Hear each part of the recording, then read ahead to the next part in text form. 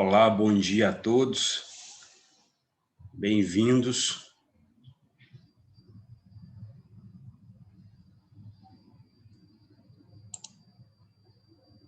Vamos começar daqui a pouquinho.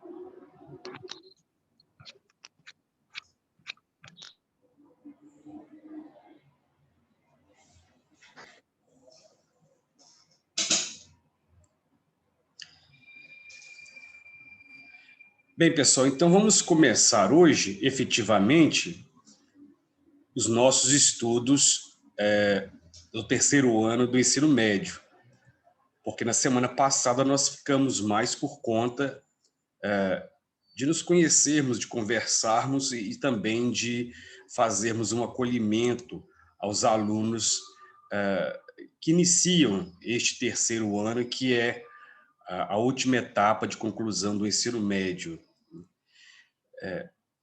Antes de mais nada, é preciso lembrar que nós vamos utilizar neste ano o livro do terceiro ano. Então, nós precisamos usar mais o livro. Eu preciso que vocês tenham o material. Quando vocês, creio eu, adquirem o material no primeiro ano, vem um combo que serve, no qual você tem também livros do segundo e do terceiro. Salvo engano, é isso que acontece. Então, é importante estar com um livro didático em dia. E acontece muitas vezes de o aluno adquirir o livro de outra pessoa. Porém, esse aluno, creio eu, não tem acesso também à plataforma da Moderna Compartilha, a partir da qual várias atividades são feitas, não é? Bem, dito isso, vamos introduzir hoje o conteúdo do livro didático. Deixa eu me abrir aqui, compartilhar a tela, só um minutinho.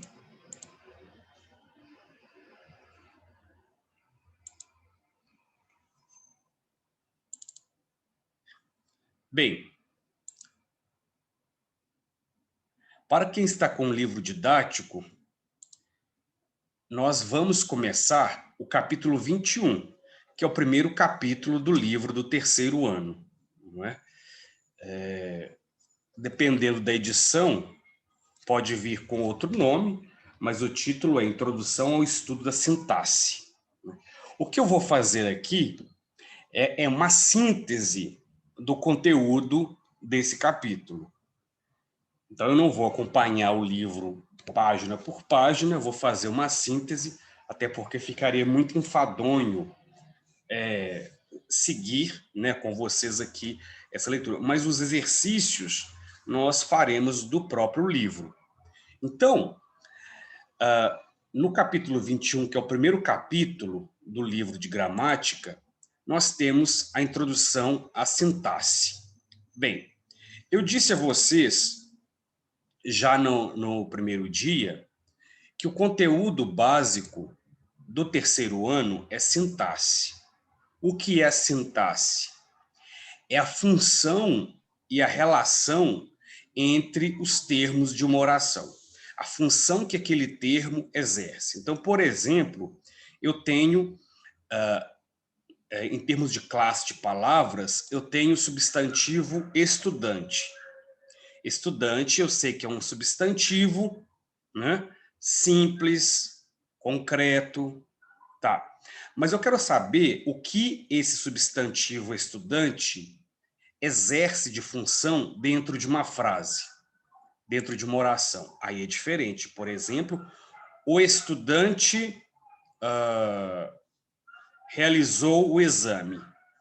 Neste caso aqui, estudante, sim, é um substantivo, continua sendo um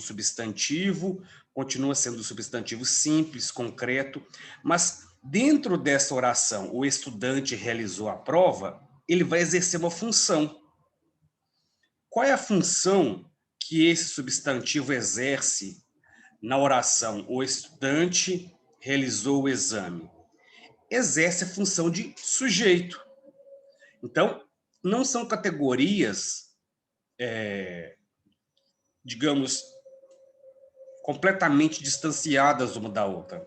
É que uma palavra tem uma classificação, mas quando essa palavra se junta a outras para formar uma oração, essa classificação dela passa a ser outra, porque ela agora não está isolada, ela está dentro de um contexto frasal em que assume outra classificação. Essa que é a diferença entre a morfologia e a sintaxe, né? É muito comum fazer comparação com a biologia, quando nós temos também na biologia a morfologia de uma célula, morfologia de um protozoário, de um fungo, sei lá o quê. Então, a morfologia observa aquele elemento isoladamente, atentando-se para as partes que o compõem. Isso a gente faz com as palavras. Mas quando, né, esses elementos, seja na biologia, seja na língua, estão em contato com outros elementos, formando uma outra circunstância, formando um conjunto, ali as relações entre eles passam a ser mais importantes do que a individualidade de cada um, né? É isso que a gente faz em termos de análise sintática.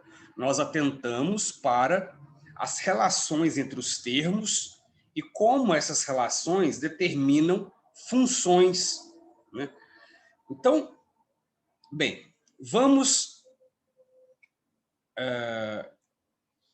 ao que é mais básico para fazermos análise sintática. E aí nós retomamos conteúdos de anos anteriores. Como eu já disse, em português, os conteúdos são sempre retomados, né?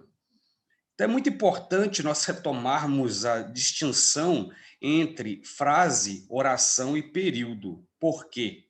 Porque se estamos fazendo introdução à sintaxe, é preciso dizer que vamos fazer análise sintática de orações, de períodos. Para isso, precisa ficar muito claro para nós o que é uma oração e o que é um período, o que é uma frase. O que é frase, então? Frase é uma enunciação de sentido completo, verdadeira unidade da fala. Então, tudo que tem sentido completo pode ser uma frase. Por exemplo, adeus, né? Adeus é uma única palavra, mas é uma frase porque tem sentido completo, né? Quando eu digo af é uma expressão de desagrado, mas tem sentido completo? Tem, então é uma frase. O ônibus atrasou, tem sentido completo? Tem. É uma frase? É. Então, frase, tendo sentido completo, sendo uma enunciação, é assim classificada. A frase, no entanto, pode ter verbo, como pode não ter. Então, se eu digo socorro, socorro é uma frase não verbal. É preciso, nesta altura, reconhecer o que é um verbo, né? Porque há alguns alunos que ainda têm dificuldade em reconhecer se uma palavra é verbo, se uma palavra é um adjetivo. Como eu faço para descobrir se uma palavra é verbo, se eu tenho dúvida? Às vezes, o aluno pode ter dúvida, essa palavra é um verbo? Como eu faço? Alguém pode me ajudar?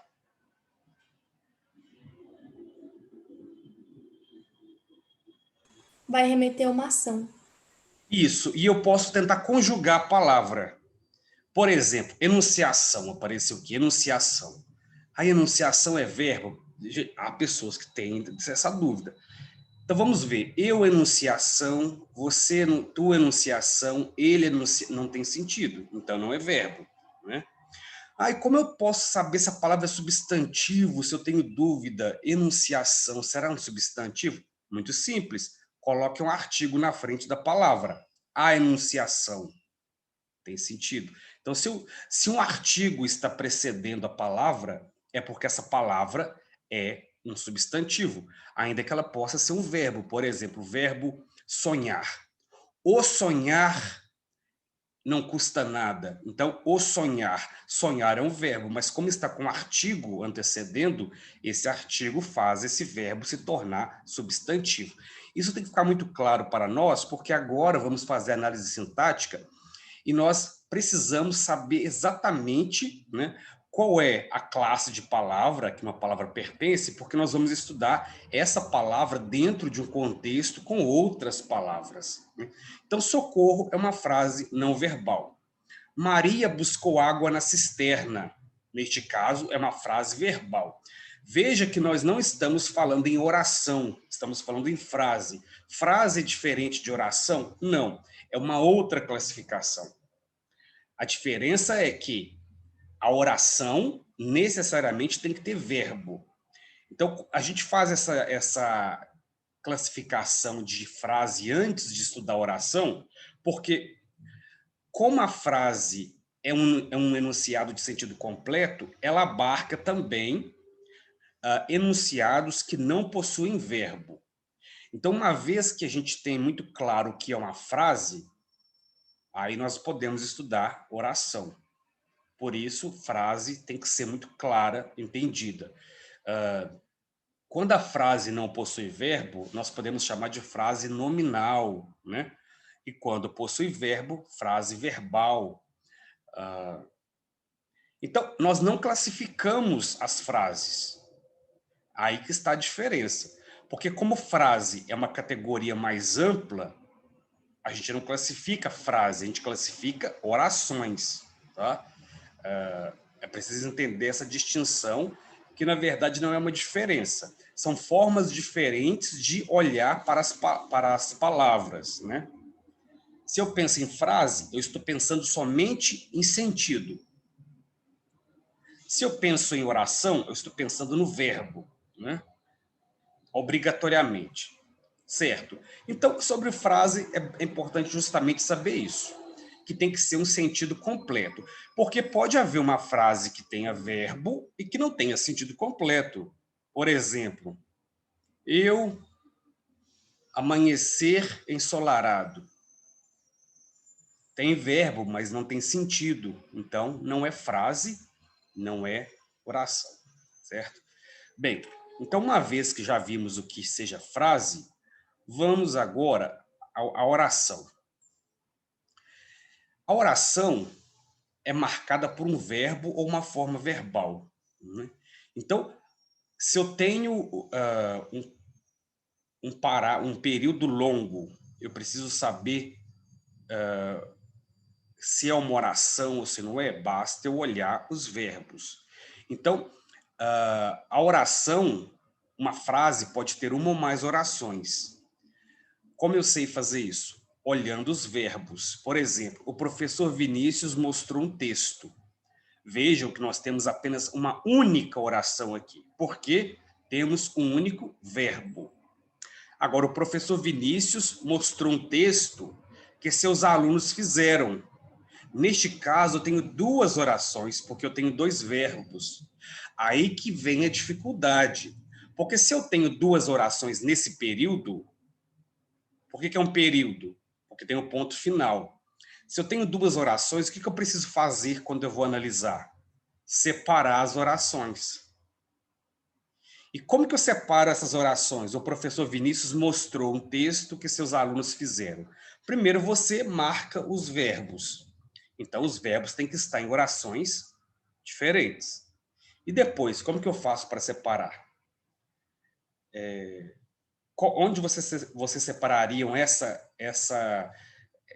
frase aqui? O professor Vinícius mostrou um texto que seus alunos fizeram.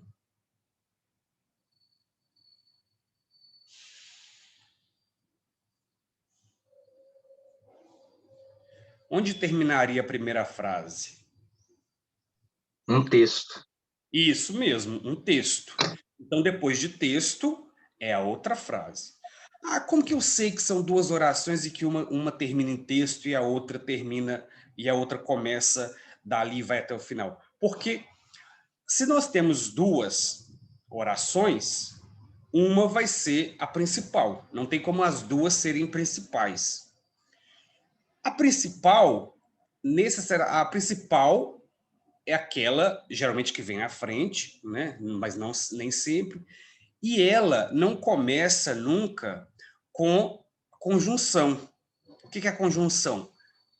Uma liga, uma cola que vai ligar uma oração à outra. Qual é a conjunção aqui? O que. Então, as conjunções mais usadas são que e se. Vou à festa se você me convidar. Então, vou à festa é a oração principal. Se você me convidar é a oração que vem, que marca o quê? Um início de uma outra ideia, né? A começar pela conjunção se. Então, ou então, este é o carro que você quer comprar. Este é o carro, oração principal. Que você quer comprar é a oração subordinada. Então, basta você observar onde está a conjunção, porque aí você consegue determinar onde começa a segunda oração, né, desse período. Então, chegamos à classificação de período. O período nada mais é do que uma frase organizada em orações. Então, para haver período, tem que haver orações. O período simples é aquele que possui apenas uma oração. Então, por exemplo, choveu. Choveu é uma frase? É. É uma oração? É. Tem verbo? É um período? É, mas é um período simples, composto de apenas um verbo. Então, essa única palavrinha é, ao mesmo tempo, uma frase, uma oração e um período. Né? Agora, quando o período tem mais de um verbo, passa a ser chamado de período composto. Por exemplo, entrei, procurei um aviso que estava na porta, não encontrei e desisti de vez. Veja que nós temos aqui 1, 2, 3, 4, 5 orações nesse período. Primeiro, quando começa e quando termina um período? O período começa com a palavra em letra maiúscula, inicial maiúscula, e termina com ponto final, ponto de exclamação, ponto de interrogação, 3 pontinhos, etc. Né? Então, vamos ver. Entrei, primeira oração, procurei um aviso, segunda oração, que estava na porta, terceira oração, não encontrei, quarta oração, e desisti de vez, quinta oração. Então, aqui é um período composto. Uma vez que nós fizemos essa revisão entre frase, oração, período, alguém tem alguma dificuldade conceitual com relação à frase, oração, período, ou está muito claro? Tem que estar perfeitamente claro, porque depois nós faremos análise de frases e orações, períodos muito complexos, né? Intrincados um ao outro. Deixa eu ver se alguém tem uma dúvida. Ah, sim, bem tranquilo. É porque vocês já viram isso ao longo do ensino fundamental, né? E ao longo do ensino médio também. Bem, então, agora vamos pensar só em oração de agora em diante, tá? Então, se nós pensamos em oração, pensamos em verbo. Uma oração tem vários termos, né? Sujeito, verbo, predicado, predicativo, etc., conjunção, preposição. Bem, se uma oração tem vários termos, deve haver hierarquia entre esses termos. Então, numa oração, nós temos os chamados termos essenciais. O próprio nome diz. Eles são essenciais porque sem eles não há oração. Os outros recebem outros nomes. Então, se esses termos são essenciais e são portanto, fundamentais para a oração, quais são esses termos? Apenas dois: o sujeito e o predicado. Se há sujeito, há oração. Se há predicado, também. Agora, se não há, não tem como haver oração. Bem, o que é o sujeito, então? Existem pessoas, alunos, que quando vão determinar o que é sujeito, utilizam a expressão, né? Sujeito é aquele que pratica uma ação. Essa afirmação está correta ou errada? Sujeito é aquele que pratica a ação.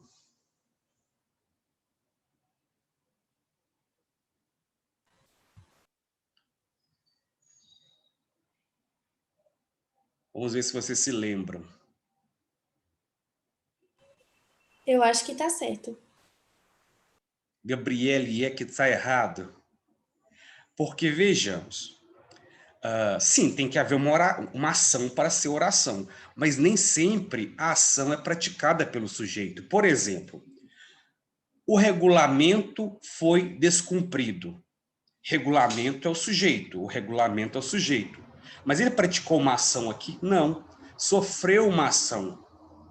A cidade foi devastada pela enchente. O sujeito é a cidade. Ela praticou uma ação? Não. Ela sofreu a ação. Então, muitas vezes, o sujeito não pratica a ação, ele sofre a ação. Por isso é que essa definição de sujeito é incompleta, porque, em muitos casos, ele não pratica nenhuma ação. Então, qual é a definição correta de sujeito? É o termo sobre o qual se faz uma declaração, ou sobre o qual o restante da oração diz algo. Então, quando eu digo a cidade foi inundada pela enchente, por que eu sei que a cidade é o sujeito? Porque eu faço uma declaração sobre ela. A cidade foi inundada pela enchente. O regulamento foi descumprido. Por que eu sei que esse é o sujeito? Porque se faz sobre ele uma declaração. Foi descumprido. Então, essa é a definição que nós temos que ter de sujeito, porque senão nós confundimos, né? E aí o aluno se confunde e fica procurando. Achou o verbo? Achei. Agora eu vou procurar quem que está praticando a ação. E aí vai ficar confuso, porque ele não vai ver, né, o sujeito que está praticando a ação e vai confundir com o agente da passiva, né, etc. Então, fiquemos com essa definição. E o predicado? O predicado é o termo que contém o verbo e informa algo sobre o sujeito. Então, basta dizer que o predicado é o verbo e mais o restante da oração. Então, por exemplo, as praias estão cada vez mais poluídas. As praias é o sujeito, né? Estão cada vez mais poluídas é o predicado. Veja que neste caso aqui também as praias não estão praticando a ação, porque elas não se poluem sozinhas, né? Alguém polui as praias. Então, novamente, fica claro para nós que o sujeito é o termo sobre o qual se faz uma declaração. E o predicado, né, é todo o restante. Depois nós faremos um estudo do predicado, mas o que vai nos interessar primeiramente aqui, então, é sujeito, né? Precisamos ter muito claro agora o que é o sujeito, quais são os tipos de sujeito, o núcleo do sujeito, para que a nossa análise sintática não fique emperrada, né, por conta de dificuldades de classificação. O sujeito se classifica em algumas categorias que você já conhece. Primeiro, simples ou composto. O sujeito pode ser simples ou composto dependendo do núcleo que tiver. E, infelizmente, ainda há alunos que têm dificuldade em encontrar o núcleo ou os núcleos do sujeito. O núcleo, o próprio nome já indica, é a palavra mais importante. Então, o que eu faço? Separo o sujeito do predicado. Encontrei o sujeito, está aqui. Bem, agora eu preciso ver qual é o núcleo do sujeito, qual é a palavra mais importante. Vejamos um exemplo. Pedro vendeu sua cota de ações. Então, separa o sujeito do predicado. Pedro é o sujeito, porque eu sei que o restante é predicado, parte do verbo. É um sujeito simples? É, só tem um núcleo. Agora, Pedro e Rogério venderam suas cotas de ações. Pedro e Rogério, vejam, são dois núcleos, então temos um sujeito composto. O que dificulta muitas vezes para alguns alunos é, por exemplo, se eu disser assim, as casas de campo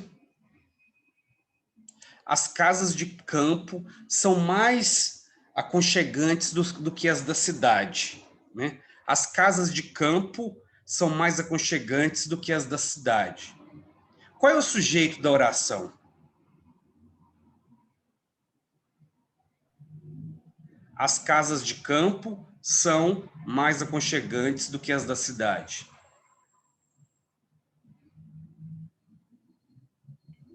O sujeito, eu acho que é casas de campo.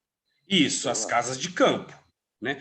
Aí, quando se pede para indicar o núcleo, o aluno pode ter dificuldade. Qual que é o núcleo, o Ambembe, de as casas de campo? Professor, não sei nem o que é isso ainda. Direito. Você nunca estudou o núcleo do sujeito, não, Ambembe? Professor, devo ter estudado no ensino fundamental, mas eu esqueço os trem. Ah, entendi. Alguém escreveu aqui, vamos ver se alguém vai nos ajudar. Eu tenho fé. Isso mesmo. Casas, né? Casas é o núcleo. As casas de campo. Por quê? Casas é a palavra mais importante. Porque de campo sozinho não tem sentido, né? Agora, casas sozinho tem sentido. Então, casas é a palavra mais importante. Tá? Então, eu consegui encontrar o núcleo do sujeito. Se eu disser assim, todas as meninas da turma são inteligentes.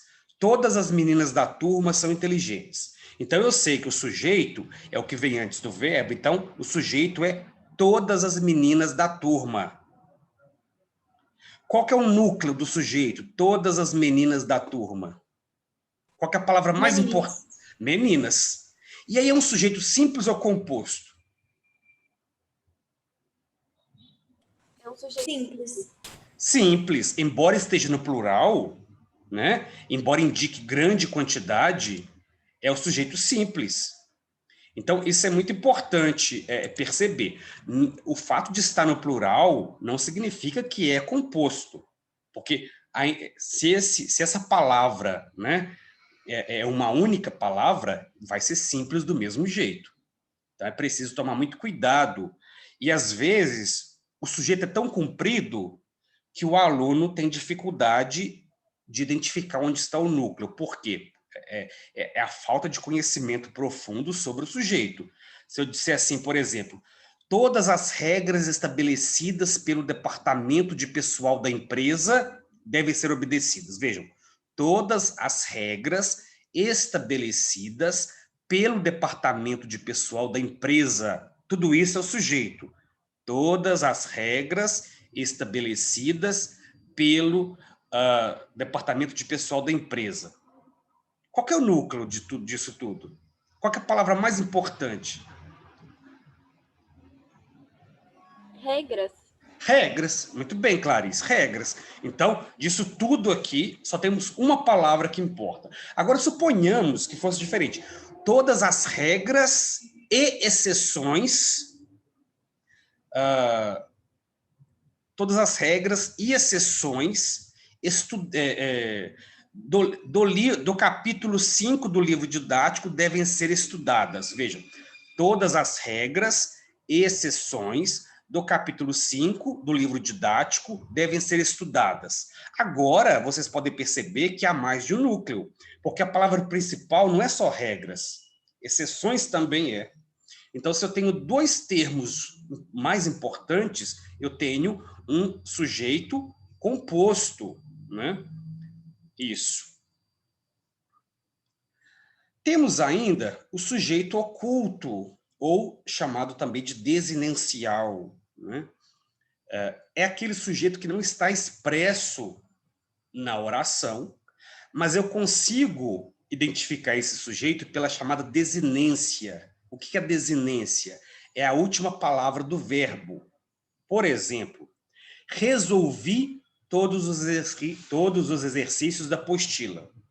Por que eu sei que o sujeito oculto é eu? Por conta da desinência, o i.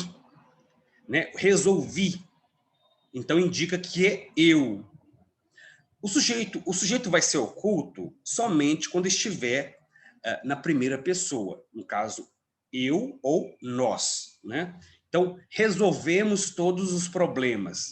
Qual que é a desinência? Emos. Indica nós. Então, pela desinência verbal, nós sabemos que se trata de um sujeito oculto. Mas é muito simples, não precisa nem ficar lembrando desinência, os termos. Basta pensar. É primeira pessoa do singular ou do plural? Então, é sujeito oculto. Chegamos atrasados, corremos muitos riscos, somos dedicados, etc. Né? E temos o sujeito determinado. Né? João abriu a porta, então você sabe que João é o sujeito. Né? Nesse caso, ele está determinado, não está oculto. É apenas essa diferença. Temos ainda o sujeito indeterminado. No caso do indeterminado, é quando ele existe, mas a gente não consegue indicar quem é esse sujeito. Então, neste caso, o verbo não se refere a uma pessoa determinada, ou por desconhecimento de quem seja essa pessoa, ou por desinteresse em revelá-lo. Por exemplo, se eu disser assim, roubaram meu carro. Por que eu não disse... por que eu só disse roubaram meu carro e não disse quem roubaram meu carro? Primeiro, porque eu não sei. E segundo, porque não interessa. O que me interessa é que o carro foi roubado, né? Então, muitas vezes, nós não usamos o sujeito porque ele não tem importância, né? Então, por exemplo, você está na escola e alguém diz, né? Tocaram um sinal. Não importa quem tocou o sinal, pode ser qualquer funcionário. O que importa é que você tem que voltar para a sala, né? Então, muitas vezes, nós não nos referimos ao sujeito. Por isso, ele vai ser indeterminado. É diferente do oculto, porque no caso do determinado, não vai estar na primeira pessoa. Como não vai estar na primeira pessoa, não dá para eu saber se é eu ou nós. Se fosse esse caso, nós poderíamos conhecer pela desinência. Mas, por exemplo, avisaram que a aula do professor Vinícius continuará na próxima semana. Veja, quem avisaram? Ah, pode ser eles. Não, mas eles não funciona aqui como desinência. Por quê? Eles é muito vago. Eu e nós dá para a gente ter uma base. Agora, eles pode ser as professoras, as meninas, as faxineiras, as secretárias, pode ser uma inúmera quantidade de seres, né? Por isso a gente diz que é indeterminado. Não pode, eles e elas não funciona como determinação, ainda mantém uma determinação, uma indeterminação, melhor dizendo. Dizia-se que ela voltaria um dia para ele, com um brilho nos olhos. Veja, alguém dizia, mas eu não sei quem é. Porque pela desinência do verbo, dizia, eu não consigo identificar. Agora, por exemplo, dissemos, eu consigo identificar, nós, né? Eu mais alguém. Então, pela desinência, eu sei que é sujeito oculto. Então, basta observar, é primeira pessoa, sujeito oculto, se não estiver marcado. É segunda pessoa, sujeito oculto também. Por exemplo, faça o que eu digo. Então, é a segunda pessoa, tu ou você. Faça o que eu digo. Fica muito claro pela desinência, então, que estou me dirigindo a você. Então, neste caso, é desinicial. Agora, quando é a terceira pessoa, é impossível determinar o sujeito da oração. E temos ainda as chamadas orações sem sujeito, né? E vão acontecer de diferentes formas, mas, sobretudo, quando o verbo é impessoal. Existem verbos que são impessoais. O que isso quer dizer impessoal? Não está ligado a nenhuma pessoa, a nenhum ente. Então, se ele não está ligado a nenhuma pessoa, não vai haver sujeito, porque o verbo está ali, sim, mas você não consegue, pelo verbo, localizar a quem esse verbo se refere. Por exemplo, há duas pessoas ali. Então, o verbo haver é impessoal, quando tem sentido de existir, né? Quando é fenômeno da natureza, você já sabe, né? Chove, amanhece, troveja, relampeja, né? É também oração sem sujeito.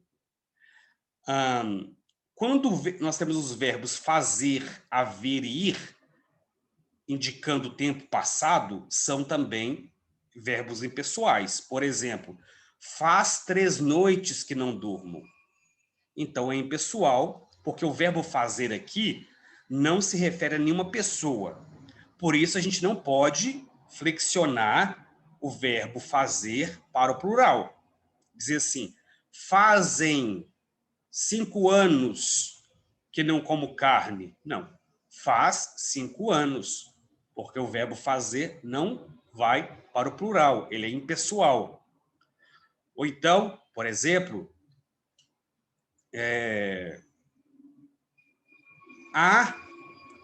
houve muitos conflitos durante o jogo. Não, está certo. Agora, houveram muitos conflitos, está errado.